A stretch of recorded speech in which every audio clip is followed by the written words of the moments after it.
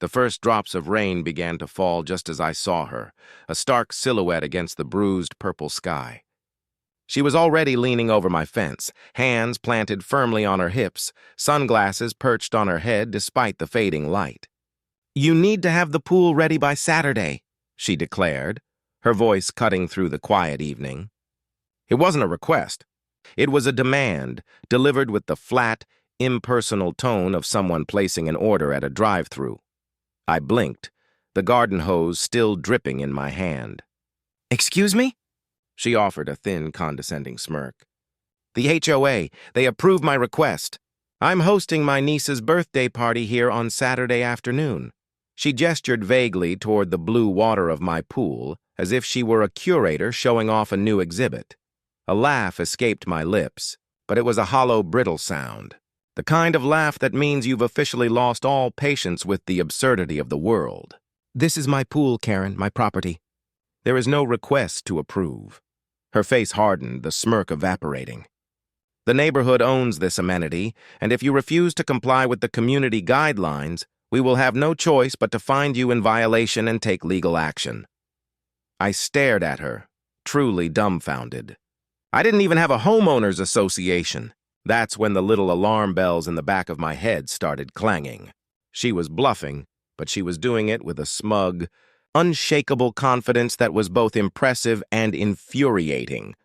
"You're going to regret being difficult about this," she warned, her voice dropping to a low, venomous pitch. She then turned sharply on her designer heels and marched back down my driveway without another glance. The next 2 days were a masterclass in psychological warfare. Karen became a constant, looming presence. She would stop by in the morning as I left for work, rolling down her car window to remind me, "Don't forget the chlorine levels." She'd reappear in the evening, pointing out a stray leaf she claimed I'd missed. The final straw came on Friday afternoon when I found 3 boxes stacked neatly on my porch: paper plates, plastic cups, and a bag of gaudy, helium-filled balloons. She hadn't even knocked. By Friday night, something primal in me finally snapped. The sheer brazen entitlement was a fire in my gut. If she thought she could just hijack my backyard, my sanctuary, she was about to receive a very costly and very permanent education. So, long after the neighborhood had gone to sleep, shrouded in a quiet broken only by the chirping of crickets, I walked outside. The street lamp cast a long, skeletal shadow of me across the lawn. I plugged in the heavy-duty pump, dropped the hose into the deep end, and flipped the switch. The mechanical groan was loud in the stillness. I sat on the patio steps, watching as the water level began to fall, a slow, deliberate retreat. Every gurgling drop disappearing into the thirsty grass felt like a reclaiming of my own sovereignty. I sat there for hours, until just as the first hint of dawn tinged the eastern sky. The last of the water slurped down the hose, leaving behind a damp, empty concrete shell. And right on cue, as the sun broke the horizon, I saw her. She was storming up my driveway, her face a thundercloud, her phone already pressed to her ear. "I'm calling the cops!" she shouted, her voice shrill enough to shatter the morning peace. "You destroyed community property! You vandalized it!" That was when I finally smiled, a slow calm spreading through me. I knew something she didn't. I leaned casually against the empty pool ladder, crossing my arms as I watched her pace back and forth in my driveway, her heels clicking an angry staccato on the pavement. She was performing for the entire street, and sure enough, I saw blinds slitting open up and down the block. "This is willful destruction of HOA assets," she barked into her phone, loud enough for her invisible audience to hear. "I want him charged!" I uncrossed my arms. "Karen," I said, my voice even, "we don't even have an HOA." She waved a dismissive hand in my direction, not even bothering to look at me, as if I were a child interrupting an important adult conversation. A few minutes later, a county police cruiser rolled up, its lights flashing a silent blue and red across the houses. Karen immediately descended upon the 2 officers who stepped out. "That's him! He vandalized our community pool, after I had official approval to use it for a children's party." Her voice cracked with a practiced theatrical outrage. The older of the 2 officers turned his calm, assessing gaze toward me. Sir, can you confirm this? I walked over slowly, holding a single pristine piece of paper I had retrieved from inside. Before this goes any further, officer, I think you need to see this. I handed him the property deed, my name printed in bold, unambiguous black ink right next to the surveyed plot of land that included the now empty pool. The officer's eyebrows lifted as he read. He looked from the paper to the pool, then back to me. This pool is clearly on your private land, sir. Karen's face twitched, a tiny spasm of panic she quickly suppressed. That can't be right, she insisted, her chin held high. The HOA rules clearly state— There is no HOA here, ma'am, the officer interrupted, his tone firm as he handed the deed back to me. And making a false report to law enforcement is a serious matter. Karen's mouth opened and closed, a fish gasping for air. But before she could formulate a new lie, a second cruiser, this one from the county sheriff's office, pulled up behind the first. The man who stepped out wasn't in a standard patrol uniform. He wore a badge on his belt and a suit jacket over a tactical vest. His eyes scanned the scene and then landed on me, a slow grin spreading across his face. Well, I'll be damned. Didn't expect to see you here, Marine, he said, his voice a familiar gravelly baritone. Karen's head snapped toward me so fast I heard her neck crack. Marine? She repeated, the word coming out as a shaky whisper. The smug confidence on her face finally fissured, revealing the first genuine emotion I'd seen from her. Fear. She had no idea the real trouble she'd just stepped into. The sheriff walked straight past her as if she were merely a piece of street furniture and clasped my hand in a firm, solid shake. Haven't seen you since that hurricane relief mission down in Gibson County. How's the back holding up? Still attached, Sheriff Hayes, I replied, a real smile touching my lips for the first time in days. Karen stood utterly frozen, her eyes darting between us like a trapped animal's. You know him? She asked, her voice small and lost. Know him? Sheriff Hayes chuckled, a rich, warm sound that contrasted sharply with the tension in the air.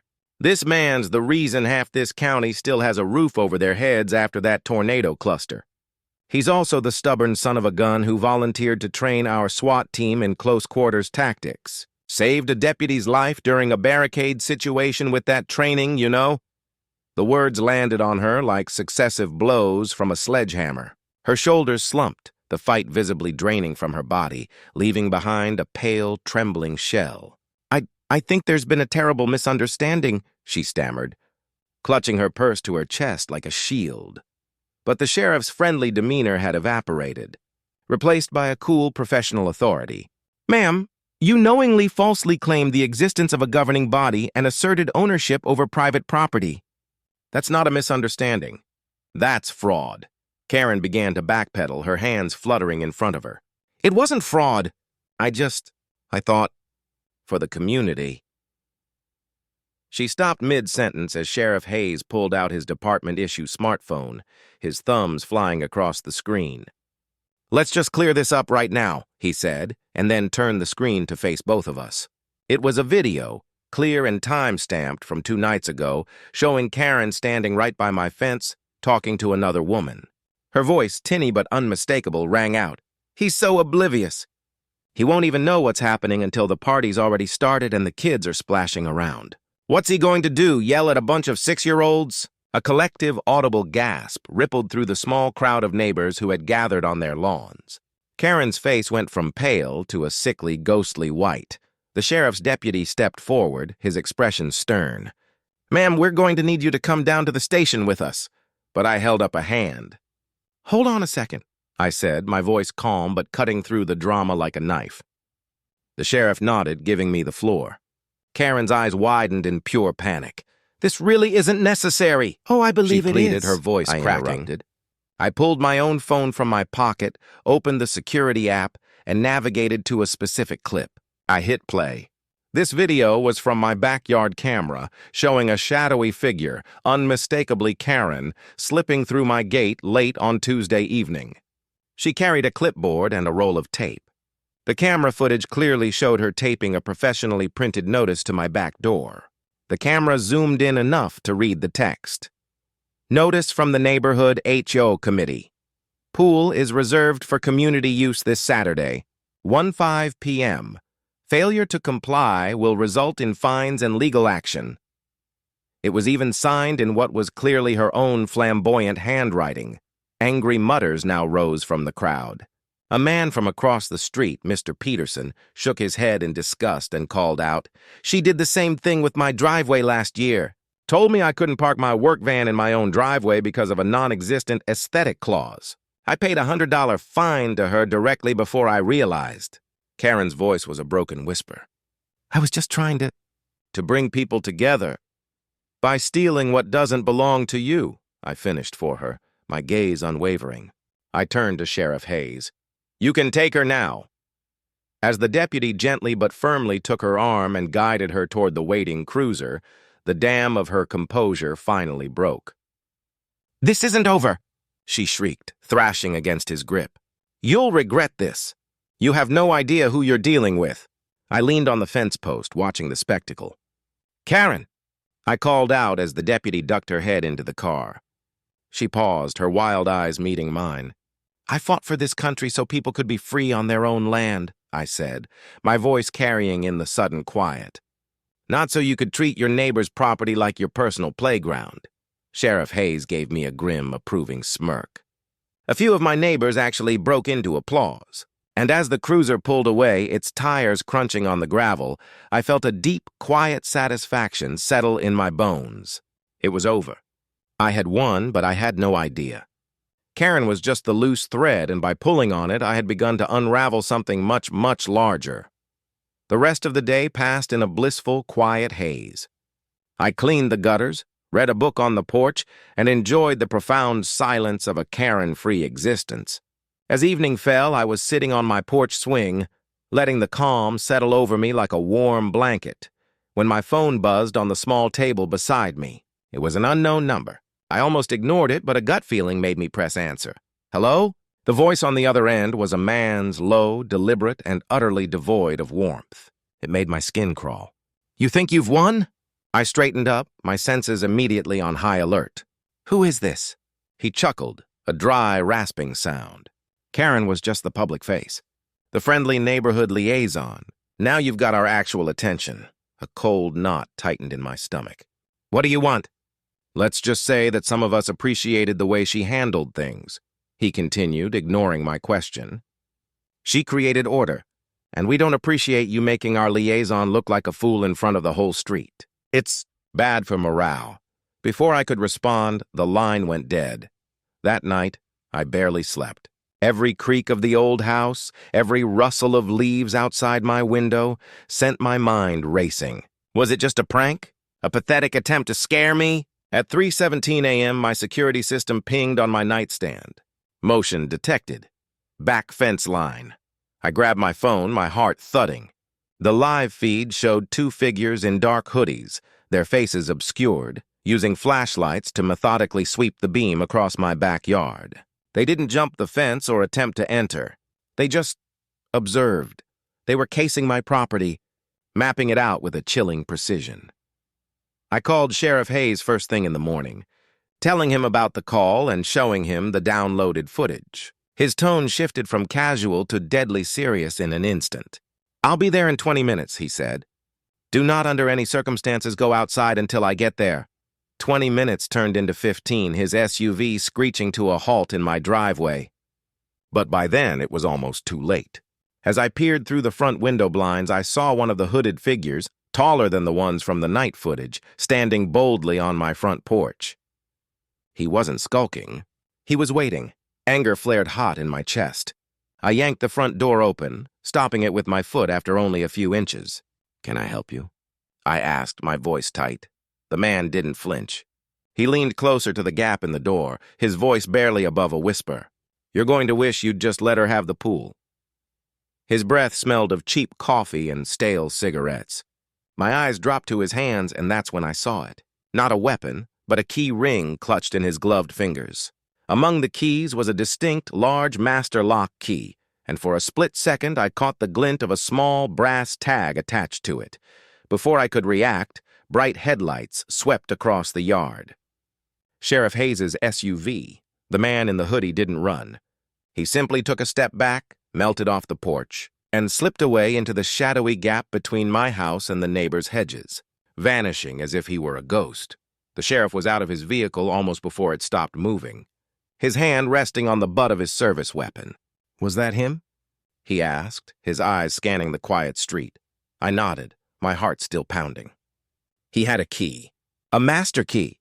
We went inside and pulled up the footage from the porch camera, slowing it down frame by frame. That's when we both saw it clearly. On the key ring, the brass tag was engraved with 3 simple digits. 47. Sheriff Hayes's face tightened, his jaw muscle bunching. "Lot 47, he muttered. "What's on lot 47? I asked, a sense of dread building inside me. He didn't answer right away. He pulled out his own tablet, accessing county property records. "That's not even a house lot. It's an empty, overgrown plot on the very edge of the subdivision, zoned for residential but never developed. It's owned by a shell company, listed out of state." He looked up from the screen, his eyes meeting mine. "If I'm right, this was never about a pool party, Carter. This is about the land your house is sitting on. The land under the pool." My stomach dropped through the floor. Suddenly, Karen's fake HOA notices, her bizarre obsession with my backyard, her confidence, it all clicked into a terrifying new picture. This was about something far more valuable than a party venue. Just as the sheriff was about to explain his theory, his police radio crackled to life on his shoulder. It was the deputy he'd left at the station. "Sheriff, we've got confirmed movement out at lot 47, a vehicle and at least 2 individuals on site. And sir, you're going to want to see this for yourself."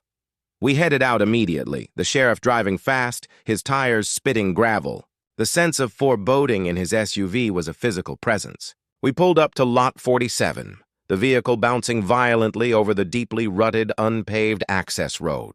In the gloom of the overcast day, the lot looked utterly abandoned, a tangle of weeds, scrub trees, and the crumbling remains of an old, collapsed wooden fence. It was the perfect place to hide something. Until the sheriff's high-beam headlights and the deputy's powerful flashlight swept across the far corner. There, half hidden under a stained and torn green tarp, was a massive industrial-grade generator. It was the kind of heavy-duty equipment you'd see on a large construction site or powering a field hospital, humming with a low, dormant power. The sheriff crouched down, yanking the tarp completely aside. Underneath, we found thick, heavily insulated cables snaking out from the generator and disappearing straight into the ground, their path unmistakably leading in the direction of my property line, several hundred yards away. "They've been tapping into your utilities," the sheriff muttered, tracing the cords with the beam of his light. "Power, maybe even water, siphoning it straight to whatever they're running here." The deputy, a young guy with a serious face, glanced at me. "Sir, you didn't notice any unusual spikes in your electric or water bills?" I shook my head, feeling a fool. They were always high in the summer. I just thought it was the pool pump running constantly. I never even thought to question it. That's when we found the second, smaller tarp weighted down with cinder blocks. This one was covering a stack of sealed, heavy-duty plastic crates, each one marked with faded shipping labels and custom stickers from overseas. The sheriff used a pocket knife to pry the lid off one crate. The sound of splintering wood echoed in the quiet. He froze, staring inside. "What is it?" I asked, stepping closer. He didn't answer. He simply reached in and pulled out a box. It was filled with foam-packing peanuts, and nestled within them was a sleek, black, high-resolution surveillance camera, the kind used by professional security firms. He dug deeper into the crate. More cameras, long-range microphones, signal boosters, and at the very bottom, several compact, advanced-looking drone kits, still in their factory-sealed boxes. A cold dread, colder than the empty pool water, washed over me. "What the hell is all this?" I whispered, my voice hoarse. The sheriff stood up slowly, his jaw so tight I thought it might crack. "This isn't just about Karen being greedy or power-hungry. This is organized, sophisticated." He looked from the equipment to the cables leading toward my house. "And if they've been using your property, your power, as an operational cover." He didn't finish the sentence because at that moment, The low growl of powerful engines cut through the air. Headlights flared from the other side of the lot. 3 pitch-black SUVs with dark-tinted windows were rolling toward us, moving fast and purposefully, kicking up a plume of dust.